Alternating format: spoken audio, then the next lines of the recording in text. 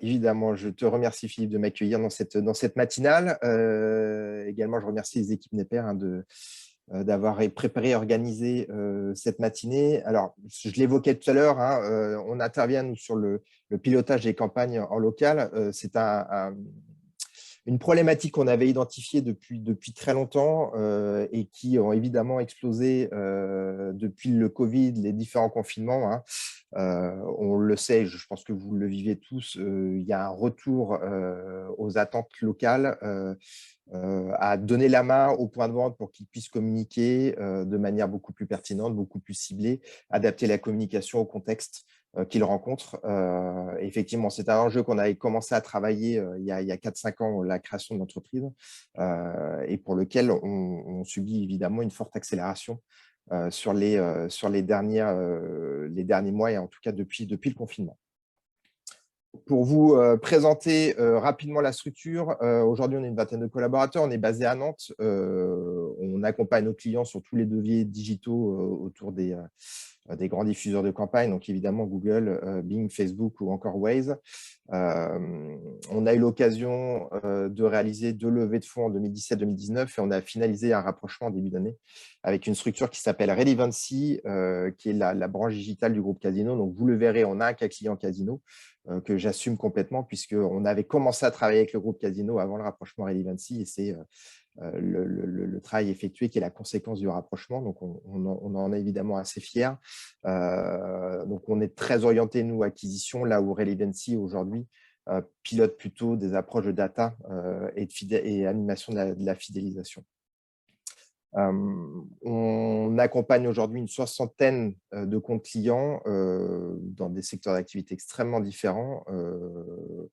On n'a pas de verticale métier particulière, si ce n'est qu'on est assez présent dans le monde de l'immobilier. Ça fera l'objet des cas que je vous présenterai tout à l'heure, puisqu'on accompagne 4 des 8 plus gros réseaux français, à savoir Century 21, La Forêt, Guy Hockey, Nesten, et puis quelques autres réseaux un peu de taille un peu plus modeste. Assez présent également dans le monde de l'équipement de la maison, je pense à Triba, Mobilier de France par exemple, Litry Marché qui fera aussi l'objet d'un cas client tout à l'heure, et puis également dans le service à la personne avec des gens comme Général des Services ou encore Babychou Service. Alors, quelques données sur les performances que l'on peut obtenir quand on déploie la plateforme. Globalement, l'approche multicanal permet, de notre point de vue, et globalement, on le retrouve dans les constats et les performances des campagnes que l'on pilote, l'approche multilocale permet d'être plus efficient. Alors, ça repose sur un certain nombre d'éléments. On est sur des approches qui sont en règle générale beaucoup plus chirurgicales, et ça nous permet de pouvoir l'adapter au contexte local. On le verra tout à l'heure, mais on peut être extrêmement précis dans l'activation des campagnes, dans le pilotage des budgets, dans la gestion des zones de diffusion. Et ça, on ne peut le faire, entre guillemets, que grâce au pilotage via une plateforme qui permet d'automatiser un certain nombre de process. Donc, la complexité, c'est toujours de trouver l'équilibre entre l'automatisation, les mécaniques algorithmiques qu'on va pouvoir y mettre derrière, et puis évidemment l'intelligence humaine qui est toujours nécessaire dans l'élaboration des algos et puis également dans le pilotage au quotidien. Donc, des approches chirurgicales, locales, des budgets qui sont concentrés évidemment et qui permettent d'augmenter et qui en règle générale augmentent au fil de l'eau, puisqu'on est très orienté ROI, donc on a pour vocation à démontrer la pertinence des actions que l'on met en place. Donc dans la plupart des cas, on démarre sur des budgets locaux qui sont plutôt modestes et on les fait évoluer au fil de l'eau parce qu'on est capable de prouver que les performances augmentent. Et puis, un travail sur la visibilité locale qui permet, quand on est sur ces approches-là, d'être plus efficiente, alors notamment autour des pages locales d'atterrissage. Donc là, c'est des sujets sur la partie SEO que je pense la majorité des interlocuteurs connaissent bien. On va optimiser les pages locales d'atterrissage, on va faire de gros travail autour de l'optimisation des fiches Google My Business, et puis le fait d'accentuer la notoriété locale via les campagnes digitales, en règle générale, donne un vrai coup d'accélérateur sur le positionnement des pages de nos clients. Donc, ce qu'on constate globalement sur un an, en règle générale, c'est qu'on augmente par 3 la visibilité locale des points de vente que l'on accompagne. Et puis, nos actions permettent de diviser en moyenne par 2 le coût des leads. Et sur un volume global, donc on a une division du coût de lead et des performances plus importantes des campagnes pour multiplier par 2,6 le volume de leads générés. Voilà, dans le cadre des campagnes que l'on pilote. Très rapidement, une plateforme qui fonctionne autour de 4 modules. Je vais faire un focus particulier sur le module de campagne digitale qui reste de toute façon chez nous le cœur de la plateforme et de l'expertise, mais on intervient également sur le presence management autour, je l'évoquais, du pilotage des fiches Google My Business et la multidiffusion. Pour les clients qui ne sont pas équipés en store locator et en page locale, on est capable également d'en déployer, évidemment brandé et alimenté par la base de données que l'on pilote point de vente par point de vente. Et puis, on vient également de déployer un module de SMS marketing. L'enjeu, vous comprendrez, c'est de mettre à disposition de l'enseigne un outil qui permette de maîtriser la communication sur l'ensemble de ce réseau, mais surtout de pouvoir donner la main au point de vente en local pour qu'ils puissent être autonomes dans leur visibilité, le déclenchement des campagnes et la communication qu'ils vont réaliser sur leur zone de chalandise. Le module de campagne digitale fonctionne sur cette base-là. Alors, cette map-là a l'avantage de projeter le fonctionnement de la plateforme. Globalement, on contractualise avec les têtes de réseau. Donc, je vous l'évoquais tout à l'heure, ce sont des enseignes avec au minimum 2 points de vente. On va pouvoir déployer des campagnes sur l'ensemble des canaux qui vous sont présentés sur la partie gauche. Donc, historiquement, on avait un partenariat et on a démarré avec un partenariat très fort de Google. Donc, on diffuse évidemment sur le search, le display, le shopping. On intervient également sur le support YouTube. On est venu rajouter quelques mois après tout l'environnement Facebook, donc Facebook et Instagram par extension. Et puis, on pilote également depuis 1 an et demi la diffusion de campagne sur le levier Waze et tout l'environnement Microsoft Ads. Donc, quand on contractualise avec une tête de réseau, on va travailler, là on fait vraiment un travail d'agence avec la tête de réseau pour élaborer ce qu'on va appeler des templates de campagne qui seront mises à disposition sur l'intégralité des canaux ou sur une sélection de canaux en fonction de la pertinence et de la typologie du réseau à communiquer sur certains canaux. En parallèle, on va intégrer en base de données l'ensemble des points de vente du réseau. Donc là, on a un gros travail de qualification à réaliser à l'initial, puisqu'on va collecter entre 60 et 70 data pour chaque point de vente qui vont nous permettre de pouvoir communiquer vers le point de vente, de pouvoir potentiellement le facturer, de pouvoir définir de manière extrêmement précise sa zone de chalandise et également de collecter toutes ces spécificités locales. Alors, ça va être des spécificités plutôt qualitatives autour des horaires d'ouverture, mais également liées aux produits, aux services qui seront proposés localement. Une fois qu'on a les templates de campagne et la base de données, derrière, c'est la plateforme qui va prendre le relais, qui va déployer autant de comptes publicitaires qu'il n'y a de points de vente. Et à l'intérieur de ces comptes publicitaires, on déploie des campagnes qui sont personnalisées et géolocalisées pour chaque point de vente. Et l'intérêt de la plateforme, c'est qu'on va pouvoir mixer des budgets dits nationaux, c'est-à-dire que la tête de réseau va pouvoir allouer des budgets égalitaires ou discriminants sur chaque point de vente.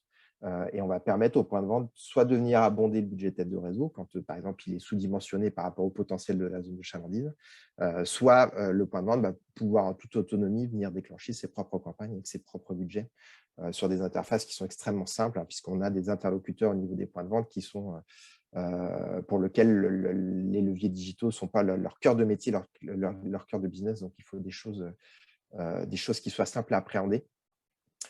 Et puis, donc, on fournit les stats des campagnes de manière individualisée, point de vente par point de vente. Et puis, on permet évidemment à la tête de réseau d'avoir une vue macro sur l'ensemble du pilotage des campagnes. Et elle peut descendre en vue micro, campagne par campagne. Et puis, on travaille pas mal sur des algorithmes qui permettent d'optimiser la gestion des budgets, d'optimiser les zones de chalandise. Donc, j'y reviendrai dans le détail par la suite, notamment sur les mécaniques qu'on peut mettre en œuvre sur la diffusion des campagnes et leur personnalisation.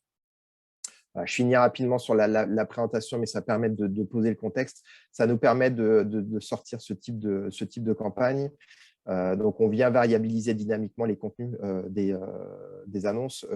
Sur l'exemple de Speedburger que vous avez sur la gauche, on peut venir variabiliser, par exemple, les prix qui sont affichés magasin par magasin, et puis évidemment des éléments de rassurance autour des informations de géolocalisation, nom du point de vente, sa ville, le numéro de téléphone et les éléments qui permettent de s'y rendre.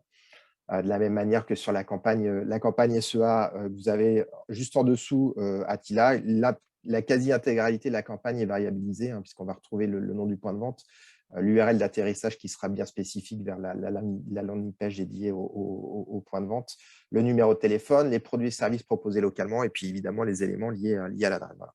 Donc, dynamiquement, on est capable de le faire sur tous les canaux sur lesquels on diffuse. Et puis, vous avez sur la partie de droite la manière dont on va pouvoir géolocaliser les campagnes. Alors, on est évidemment dépositaire de la manière dont les canaux nous permettent de géolocaliser les campagnes. Donc, on travaille en règle générale sur 2 typologies de critères, les codes postaux et les cercles concentriques autour des points de vente. Voilà, on a l'exemple là, on est capable de cumuler plusieurs typologies de zoning pour reconstituer des zones parfois complexes de géolocalisation. On le verra dans l'exemple tout à l'heure de Casino. En multipliant les cercles concentriques, on peut reconstituer des zones qui sont, je l'évoquais, plutôt complexes et qui peuvent être liées à d'autres critères que uniquement le code postal. Un premier cas client que je voulais vous présenter, qui est lié aux concessions automobiles. Donc, on travaille pour un réseau de concessions qui s'appelle Cobredia, qui est un réseau qui est basé dans l'ouest de la France, en Bretagne. Aujourd'hui, c'est un réseau qui compte 59 concessions.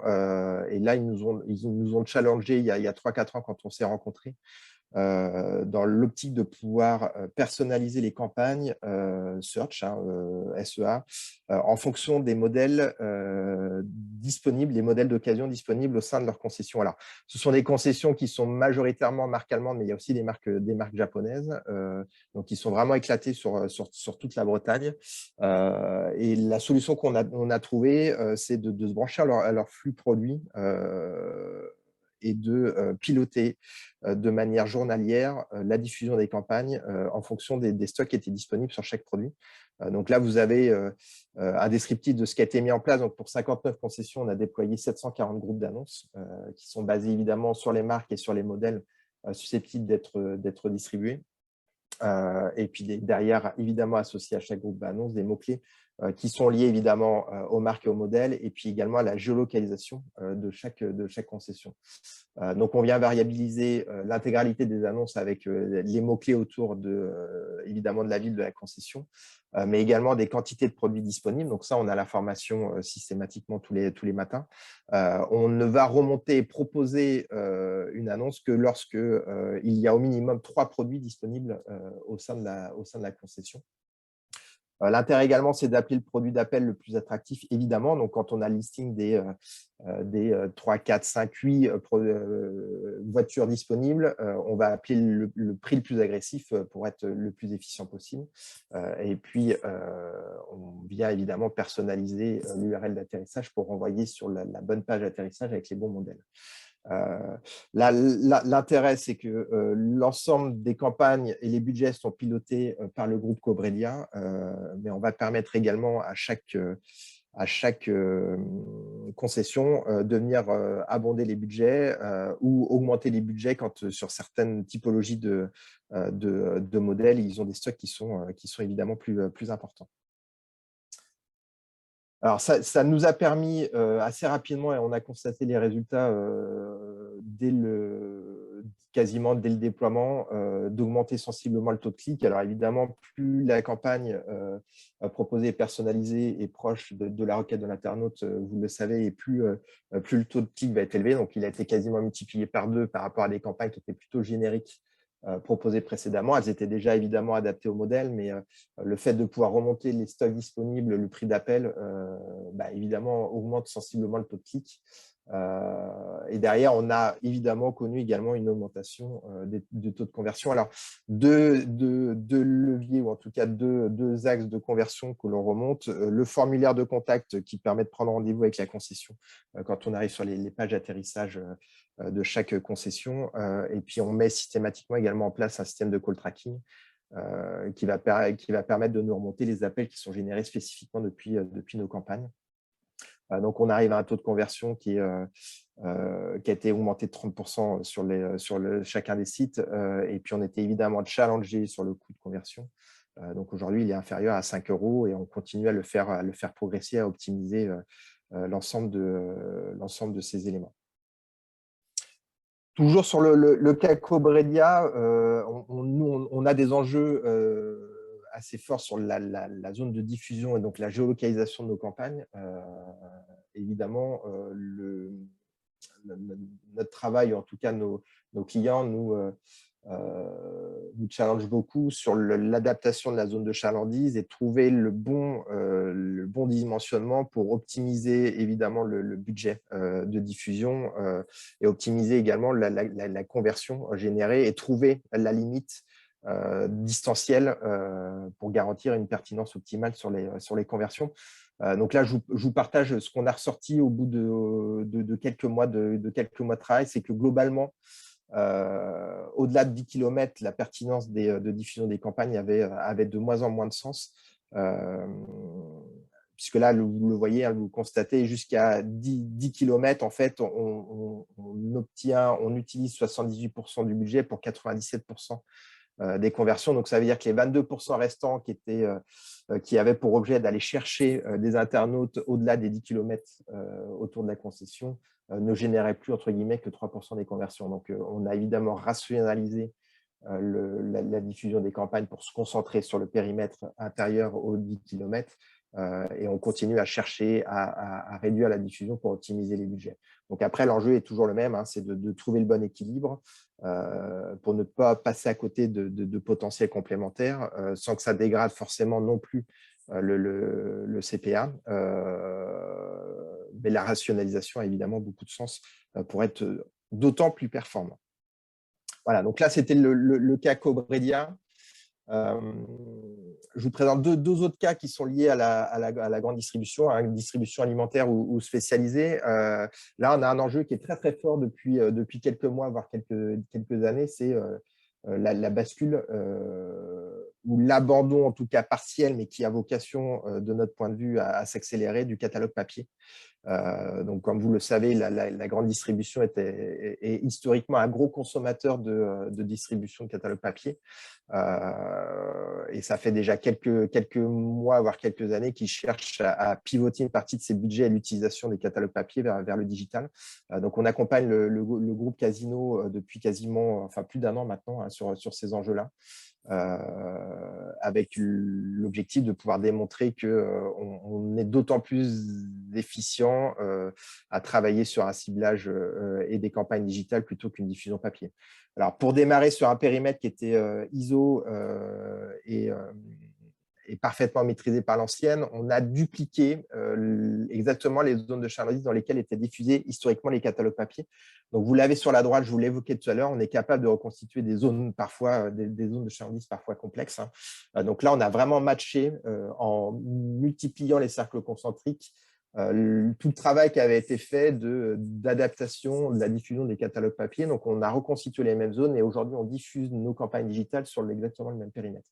Donc là, vous avez une vue sur le sud-est de la France, mais on le fait évidemment et on couvre l'ensemble du territoire. Vous avez la carte de France tout en haut. Donc, chaque magasin a sa propre zone de chalandise. Et puis derrière, on va dynamiquement toutes les semaines proposer des campagnes qui sont personnalisées sur chaque zone de chalandise. Donc, on va pouvoir remonter des éléments contextuels évidemment liés au point de vente, hein, donc son adresse, potentiellement ses horaires d'ouverture, et puis également des produits et des promotions qui sont spécifiquement proposées localement. Donc, on a des fils conducteurs avec des opérations qui sont proposées sur l'ensemble du réseau. Hein. Je pense notamment aux opérations de couponing, les 8 € offerts sur 60 € d'achat. Globalement, tous les magasins vont être sujets et vont pouvoir le proposer. Par contre, des promotions sur des produits vont être adaptées spécifiquement magasin par magasin. Donc, on a besoin d'être alimenté en flux produits pour pouvoir personnaliser ces contenus.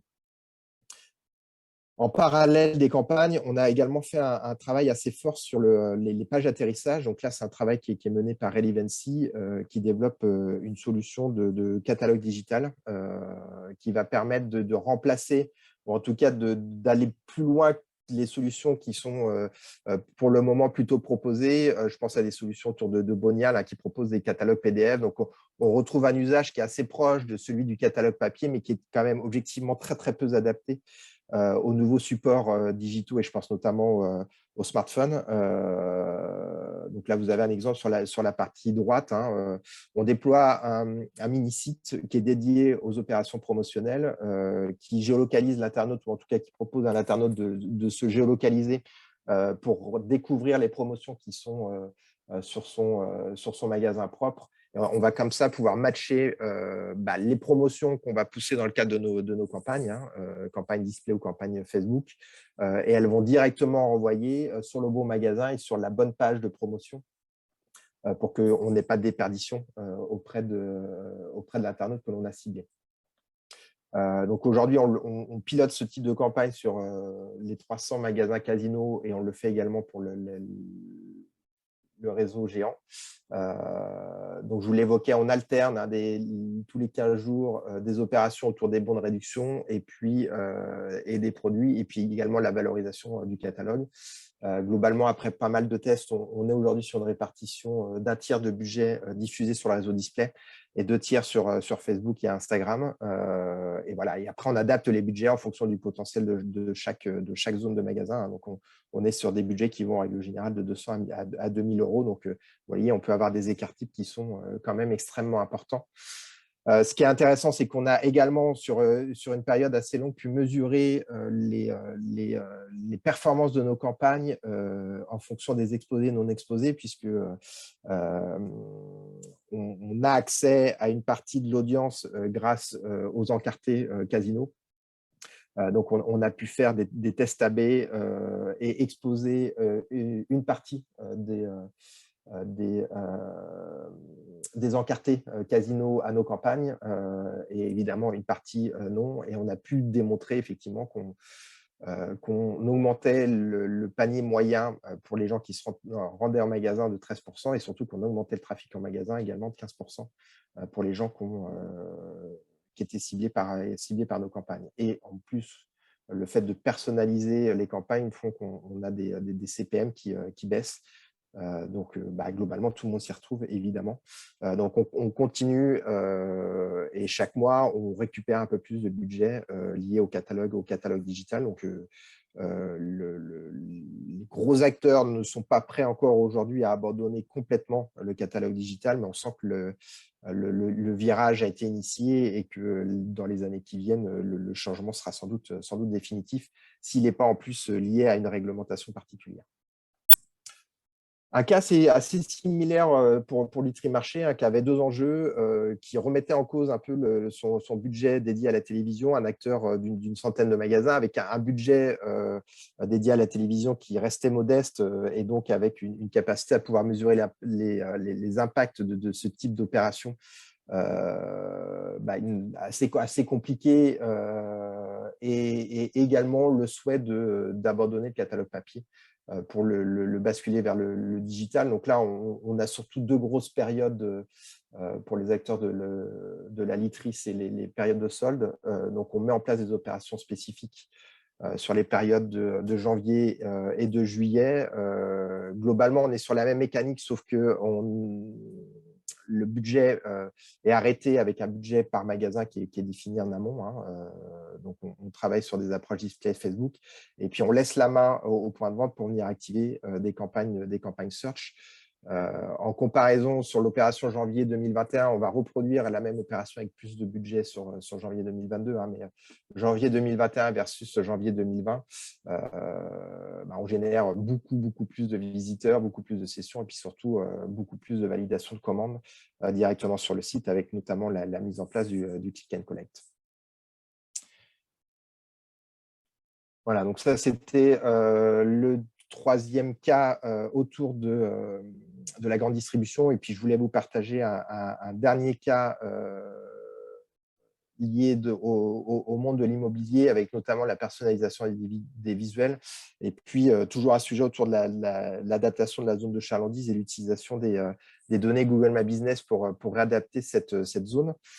Donc, un premier cas autour de notre client Nesten, qui avait un enjeu en fait de pouvoir redonner la main sur la personnalisation des campagnes que l'on pouvait proposer. Alors, essentiellement des campagnes visuelles autour de Facebook, Instagram ou du display. Ils avaient un enjeu, c'est que de temps en temps, enfin même assez régulièrement, les agents immobiliers prenaient la main en local pour piloter leur propre campagne. Et pouvaient générer des campagnes sans respecter la charte graphique, en reprenant d'anciens logos, avec des axes qui partaient un peu dans tous les sens. Donc là, l'enjeu, c'est qu'on mette à disposition de chaque agence des templates de campagne qui répondent à des typologies qui ont été arrêtées avec la tête de réseau. Donc, c'est la possibilité de pouvoir mettre en avant les dernières ventes réalisées, alors sur des biens en règle générale d'exception ou en tout cas qui sortent de l'ordinaire pour pouvoir évidemment être attractifs dans les produits qui sont valorisés. Mettre également les biens disponibles plutôt en exclusivité, là toujours dans l'enjeu de mettre en avant l'expertise de l'agence. Et puis un dernier axe qui est pas mal et qui fonctionne quand même plutôt bien, c'est de pouvoir promouvoir les avis clients. Donc de pouvoir personnaliser complètement le visuel de la campagne avec les derniers avis clients collectés par l'agence en local. Donc là, aujourd'hui, on est alimenté par un flux qui est fourni par le SI, qui est lié à l'intranet qui est mis à disposition de chaque agence. Et ce flux-là va nous permettre de dynamiquement proposer chaque semaine des nouvelles campagnes qui correspondent aux critères que je vous ai donnés tout à l'heure. Donc derrière, chaque agence est autonome pour venir, en fonction des budgets qui lui sont mises à disposition, venir enclencher la campagne qui lui va bien. Donc, s'il n'y a pas par exemple, de biens disponibles en exclusivité, ils vont plutôt prioriser la mise en avant des dernières ventes ou des derniers avis clients collectés. Et puis, un dernier cas que je vous ai évoqué, qui est l'exploitation qu'on est amené à faire, notamment quand on intègre un nouveau réseau. Le réseau va nous fournir les zones de chalandise de chaque point de vente ou chaque agence. Donc là, en règle générale, ça peut être lié à la contractualité, enfin au contrat entre l'entité locale et l'entité nationale. Quand on est dans le cadre d'un réseau de franchise, par exemple, les zones de chalandise sont définies en amont.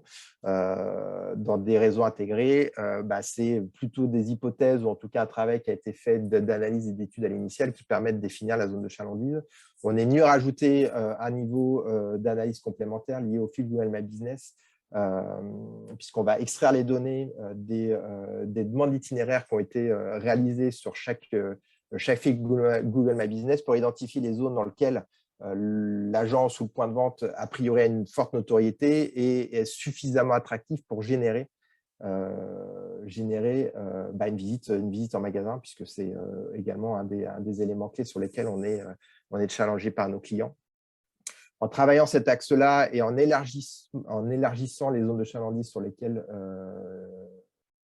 le point de vente avait déjà une forte notoriété, ça nous a permis notamment sur le réseau GuiHockey de pouvoir augmenter de 20% le taux de conversion sur les campagnes que l'on déployait. Donc voilà, c'est toujours dans l'idée de réussir, et c'est un de nos enjeux, de réussir à mixer la pertinence des campagnes, la distance de l'internaute vis-à-vis du point de vente et sa capacité à pouvoir se déplacer, c'est-à-dire à passer à l'acte.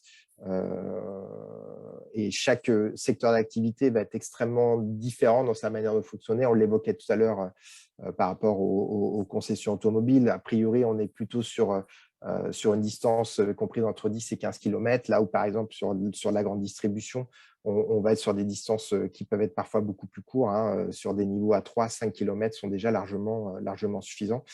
Pour les agences immobilières, on va se retrouver également avec des distances qui sont en règle générale un peu plus courtes. Et puis, ça va dépendre également du niveau de concurrence sur chaque zone de chalandise. A priori, plus la concurrence est élevée et plus on va se focuser sur des zones restreintes pour être le plus attractif possible. Voilà les quelques claques que je voulais vous partager ce matin. J'avais prévu un tout petit peu de temps et j'ai l'impression d'être à peu près dans le timing, Exactement. Philippe, pour des questions. Donc, évidemment, je suis à votre disposition pour apporter des compléments d'information, si vous le souhaitez, évidemment. Alors, donc en attendant qu'on ait des questions des participants, moi j'en ai une déjà. Euh, Google change régulièrement son algorithme local, Oui, change donc régulièrement aussi les caractéristiques de produits comme GMB, comme Google My Business et compagnie. C'est absolument incessant. Pratiquement toutes les semaines, il y a un détail qui change, etc. ouais. Comment est-ce que tu vois les clients gérer ça et comment est-ce que chez vous, vous arrivez à suivre le rythme de ces changements, de ces modifications? Alors, tu as raison, c'est un enfer parce qu'effectivement, la plateforme est une grosse API en fait, hein. On est branché à l'ensemble des canaux sur lesquels on diffuse. Donc, on va pouvoir pousser de la data et on va pouvoir la remonter, notamment tout ce qui est lié aux statistiques. Donc, ça nous oblige à être en permanence à jour sur les API. En l'occurrence, sur la partie search de Google, on a une très grosse mise à jour, une grosse release qui va avoir lieu fin février, sur lesquelles on travaille déjà depuis quelques mois. Ça oblige à intervenir sur deux niveaux. J'ai besoin d'expertise de mes traffic managers qui nous tiennent au courant sur l'évolution des sorties, l'évolution des usages et des nouvelles mécaniques qui sont proposées par Google. Et puis, j'ai besoin en parallèle que mes équipes techniques suivent également toutes les évolutions des API. Pour qu'on maintienne toujours l'upgrade et qu'on soit toujours parfaitement à jour entre ce qui est faisable, ce qui est proposé et ce qu'on est susceptible de pouvoir proposer à nos clients rapidement ou en tout cas à moyen terme. Et objectivement, c'est extrêmement compliqué. Je trouve on trouve tous d'ailleurs que Google communique quand même correctement sur ces mises à jour, là où on a d'autant plus de difficultés sur d'autres acteurs. Je pense notamment à Waze ou à Facebook, où la communication est encore très largement en deçà. Alors, dans le même ordre d'idée, il y a 4 ou 5 ans, il y avait eu des critiques qui avaient été adressées à Google par des SEO européens sur le fait que l'algo local était quand même très centré sur des besoins, des problématiques états-uniennes. Oui, Là-bas, le référencement local, c'est vraiment un sport. ouais, Et donc, il y a des choses qui sont appliquées donc à l'espace européen comme si c'était ouais, donc les États-Unis, un ouais, ouais. fonctionnement états-unien. Donc, est-ce que tu penses qu'aujourd'hui, c'est toujours le cas ou est-ce qu'il y a eu des C'est améliorations de ce point de vue-là? Alors, c'est mieux. Alors, on a eu pendant très longtemps de grosses difficultés autour de nos enjeux de géolocalisation, hein, avec la reconnaissance des codes postaux. Alors, on a des tables de rapprochement entre les codes postaux, les villes, et ce que propose en tout cas, ce que nous remonte dans son API Google pour être le plus précis possible sur la capacité à gérer les zones de chalandise. Je dirais que c'est quand même globalement plus simple et mieux géré depuis 2-3 ans, là où il y a encore 4-5 ans de grosses difficultés à reconstituer de manière globale les zones de chalandise. C'est quand même mieux maîtrisé aujourd'hui. Ils ont quand même fait des efforts. Mais pendant très longtemps, on avait des problématiques autour des régions, des départements. Si tu voulais travailler sur un niveau plus élevé que le code postal ou la ville, c'était extrêmement compliqué. C'est de moins en moins le cas et de toute façon, on travaille de plus en plus sur des niveaux extrêmement bas. On ressort un peu des enjeux liés aux codes postaux parce que c'est toujours pas parfait dans la capacité à pouvoir géolocaliser nos campagnes. Donc, ce que j'évoquais tout à l'heure, la reconstitution de zones de chalandise avec des cercles concentriques nous apporte, enfin, en tout cas, de notre point de vue, plus d'efficience à reconstituer des zones complexes. Ouais. Alors, il y a quelqu'un qui a posé une question justement sur les zones de chalandise. C'est comment vous évitez les leads qui viennent des zones limitrophes, des zones ciblées? Ouais, alors c'est toujours compliqué. Alors, d'autant plus que dans les réseaux de franchise, en règle générale, il ne faut évidemment pas de Recouvrement, chevauchement oui. sur les zones, d'autant qu'on permet à chaque point de vente d'investir son budget. Donc, il veut évidemment avoir la garantie que chacun des leads, ou en tout cas chacune des visites qu'il va générer lui reviennent bien. On travaille, la plateforme permet d'exclure les zones de chevauchement pour être sûr qu'il n'y ait pas de… quand on a notamment sur les cercles concentriques, on les arrondit de temps en temps, vont chevaucher d'une zone à l'autre. Donc, ce que fait la plateforme, c'est que quand il y a un chevauchement, on exclut cette zone-là pour être sûr qu'il n'y ait pas un point de vente qui soit avantagé par rapport à l'autre. Et derrière, on essaye d'être sur un périmètre qui soit le plus exclusif le possible. Après, je sais qu'on a souvent des sujets dans l'immobilier entre l'internaute qui est sur la zone de chalandise et qui cherche à bouger sur sa zone de chalandise, et l'internaute qui est à distance et qui cherche à déménager et donc à se rendre dans un point ou dans une ville particulière. Dans ces cas-là, effectivement, de temps en temps, on ne maîtrise pas 100% des leads qui sont générés. On peut avoir quelques effets de bord. On les ajuste au fur et à mesure. Et ça fait l'objet évidemment d'un travail approfondi avec la tête de réseau et puis les équipes Traffic Manager chez nous. Ouais.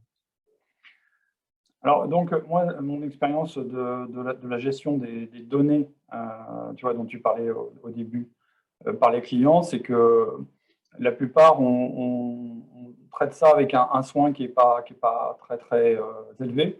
Et du coup, quand vous utilisez vos solutions, bah, vous dépendez aussi des données du client. Qu'est-ce que tu penses pourrait améliorer à l'avenir, tu vois, la prise en compte de ce problème-là par les sites marchands, par les réseaux, le fait qu'il faut avoir des données très, très propres pour arriver à bien gérer son référencement local? Ah oui, bah ça, je le confirme. Alors, c'est pareil, hein, sur les 5 dernières années, on a quand même vu l'évolution, mais j'ai le souvenir d'un très gros réseau dans la lunette. Bah, je ne vais pas le nommer, mais dans nos références, vous pourrez le retrouver. Quand on a signé le contrat avec eux, donc c'était 700 points de vente, on a mis 4 mois à avoir des données juste de localisation des points de vente, c'est-à-dire les heures d'ouverture, les adresses, numéro de téléphone. En fait, ils n'avaient pas de listing à jour de l'ensemble de leurs points de vente centralisés au sein du réseau. C'est objectivement de moins en moins le cas parce que les données locales sont de plus en plus exploitées. Donc, les réseaux en ont fait une donnée importante à piloter et à maîtriser. Donc, aujourd'hui, j'aurais tendance à dire que la donnée qualitative du point de vente est globalement maîtrisée. Là où, par contre, on a encore des enjeux extrêmement forts, c'est si on veut utiliser la donnée plutôt produit au service en local. On est encore très, très loin des réseaux qui ont une solution qui est full intégrée, qui permet de piloter le stock, le stock local. Et comme on est en règle générale sur des investissements qui sont conséquents, qui engagent également les systèmes de caisse en local, la mutation est quand même vachement longue. Les réseaux qui étaient très digitaux il y a quelques années arrivent à basculer rapidement. Pour les réseaux intermédiaires, et on a quand même une partie de notre écosystème client qui est sur des réseaux intermédiaires, hein, de 50 à 200, 300 points de vente. La mutation n'est pas complètement faite encore. Hein, donc, on est encore, pour un certain nombre de réseaux, pas en capacité de pouvoir exploiter la donnée locale. Elle existe, mais elle n'est pas centralisée, elle n'est pas pilotée. Ouais. Oui, donc ça, c'est effectivement un souci pour la suite. Donc là, concernant donc toujours le référencement local, il y a aussi un autre sujet sur lequel il y a sans doute des progrès à obtenir de la part des clients. La plupart ne savent toujours pas comment fabriquer un store locator qui corresponde effectivement à toutes les attentes qu'on peut avoir de cet ensemble de pages. Donc, comment tu expliques le fait que, je dirais, c'est aussi, alors que c'est un sujet hyper important pour tous ces réseaux, pourquoi est-ce que la plupart le prennent autant à la légère et ne font pas appel à des solutions réellement construites pour avoir un bon référencement? Alors, c'est toujours très, très ambigu. De la même manière, j'ai quand même, moi, eu le sentiment qu'il y avait une bascule sur les dernières années, mais je me souviens même qu'à une époque, les sites des enseignes étaient plus destinés à recruter des nouveaux franchisés, par exemple, qu'à être un vrai vecteur de canal et de canal de visibilité, de génération de trafic pour les enseignes. Alors ça a quand même changé, et heureusement, et je pense on a tous participé à faire ce pivot-là, mais deux enjeux, c'est qu'effectivement, on a toujours une dichotomie quand même entre le besoin et l'attente du point de vente et le besoin de la tête de réseau. Alors moi, dans le monde de la franchise, en tout cas, la tête de réseau a une partie de son modèle économique est liée à son développement, à sa croissance, donc a plutôt vocation à développer la notoriété de sa marque, sa visibilité, et peut laisser un peu la main et donc un pilotage un peu moins pointu au niveau local. Et en l'occurrence, toutes les pages qui vont être liées à la géolocalisation du point de vente au SEO local, elles sont jugées malheureusement encore peu pertinentes. Mais de la même manière que la partie de Google My Business a très très longtemps été très très peu pilotée, ce qui est quand même une gageure complète. On a toujours des réseaux qui n'ont pas la main sur leur fiche Google My Business, et quand il y a quand même pas mal de mouvements dans les réseaux, des points de vente qui passent d'une enseigne à une autre, qui sont incapables de piloter, de gérer les changements de points de vente. Donc,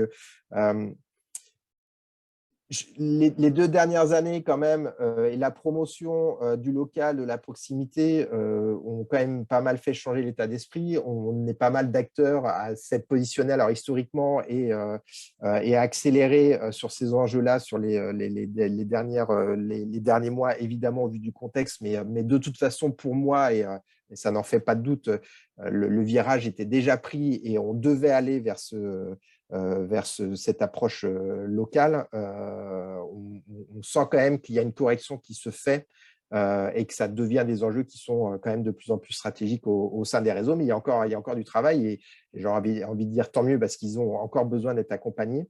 L'important, c'est qu'ils en aient déjà conscience pour qu'une fois que le besoin est identifié, on puisse travailler, quoi. Oui, là, on nous demande, donc, chez Inid, est-ce que vous avez développé vos propres outils de géolocalisation? Et Non, sinon, alors, quels sont les outils fiables de géolocalisation? nous, on s'appuie sur l'API Google Maps pour travailler la géoloc. Ensuite, on a des bases de données, je l'évoquais tout à l'heure, pour pouvoir rapprocher les datas, notamment les points XY ou les zones de chalandise. Je pense notamment aux zones iris que certains réseaux peuvent nous fournir pour gérer la géolocalisation. Donc, en partant de ces données-là, on travaille sur des tables de rapprochement qui nous permettent de proposer, en fonction des contraintes que nous fournissent nos diffuseurs de campagne, de proposer des zones de chalandise qui sont les plus proches de ce qu'attend la tête de réseau et potentiellement le point de vente, et ce qu'on est capable de reproduire effectivement sur le canal. Soyons clairs, donc pour le SIA, donc, et pour tout ce qui est visibilité dans Google, de toute façon, on est obligé de se reposer sur la géoloc qui est fournie par Oui, Google. ça, c'est toute leur intelligence, en tout cas leur capacité effectivement à nous piloter, ou en tout cas à maîtriser ce que l'on souhaite faire. On a toujours eu des attentes extrêmement fortes sur la capacité à pouvoir reconstituer des zones complexes en SIA. Google ne nous le permet pas, malheureusement. Donc, on trouve des biais pour s'en rapprocher, mais c'est jamais parfait, malheureusement. On aimerait tellement pouvoir être extrêmement précis sur la capacité à faire des zonings extrêmement pointus, mais on s'approche quand même de choses qui sont quand même très, très efficientes et qui, en règle générale, satisfont quand même pas mal nos clients. Ouais. Oui, d'un côté, on peut dire que ça a quand même apporté énormément, donc Google Maps et tout leur système. Donc, pour tout ce qui est publicité locale, enfin, on Ouais. a à disposition maintenant des possibilités dont on ne rêvait même pas il y a 20 ans. Enfin, Non, mais c'est clair. c'est quand même un progrès énorme. Alors, donc, on peut critiquer le fait qu'il y ait des grosses erreurs dans les bases par moment. On peut critiquer le fait que ça ne soit pas parfait. Mais c'est déjà effectivement probablement un vrai progrès. Ouais, et puis moi, j'y vois, excuse-moi, j'y vois un intérêt aussi, c'est que du coup, on peut donner la main au local pour que sur des budgets qui sont maîtrisés et restreints, ils peuvent faire quasiment la même chose que historiquement ce que faisaient les très grosses enseignes avec des très, très gros moyens. Nous, globalement, hein, sur la plateforme, le budget moyen d'investissement mensuel, il est compris entre 200 et 250 euros. Et en règle générale, on arrive à travailler un ou deux canaux avec ce budget-là. Donc, avec des budgets qui sont entre guillemets modestes, on arrive à faire des choses qui sont pointues, qui sont géolocalisées, qui sont personnalisées et qui ramènent et sur lesquelles on est capable de démontrer un ROI. Ouais. Ok, alors, donc on dit que la solution Lead a l'air extrêmement performante. Donc, est-ce que vous avez des concurrents ou est-ce que vous êtes seul sur votre marché? Non, on a des concurrents. Je vais pas les nommer parce que, même si ce serait de bonne guerre, mais ouais, historiquement, on a deux, trois concurrents sur le marché français. Alors, on est de loin les meilleurs, évidemment. Non, mais après, faut juger. Bon, on est aujourd'hui la plateforme qui a en tout cas, dans la communication qui en est faite, qui a le plus grand nombre de clients, en tout cas. Mais effectivement, on a des concurrents qui proposent de temps en temps des choses qui peuvent être assez proches. À l'international, ce qu'on a plutôt vu arriver, c'est plutôt des plateformes orientées présence management et qui proposent une extension de pilotage de campagne digitale. Là où on a d'abord, nous, travaillé vraiment le périmètre campagne digitale et sur lequel on estime avoir une expertise extrêmement poussée. Et on est venu compléter cette offre-là par d'autres produits que je vous présentais tout à l'heure, hein, autour du présence management, le store log quand le client n'est pas équipé ou encore le SNS marketing. Après, l'enjeu est de ce qu'on constate, et j'ai à peu près cette certitude-là, c'est que chez nos clients, on ne peut pas multiplier les plateformes mises à disposition des points de vente. Donc, on a quand même un enjeu à pouvoir proposer un panel de produits qui soit suffisamment large pour couvrir tous les besoins d'un point de vente en local sur sa communication digitale. Et c'est vraiment ce vers quoi on s'oriente. Et ce qu'on constate quand même globalement, c'est que des acteurs comme nous vont avoir tendance à se concentrer, en tout cas le marché va avoir tendance à se concentrer dans les mois et les années qui viennent autour de solutions qui seront sans doute clés en main et à usage entre guillemets global au sein des réseaux. En tout cas, c'est le sentiment que j'ai.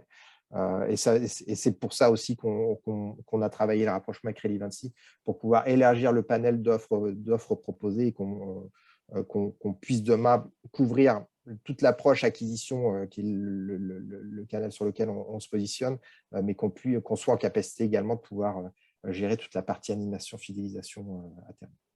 En tout cas, moi, ce que je vois effectivement du marché, c'est que, comme je le disais, sur des sujets précis, il y a souvent des outils qui existent, qui sont des outils disponibles à l'international, mais que rares sont donc les entreprises qui proposent tout le panel des services utiles pour gérer ces campagnes locales, son référencement local.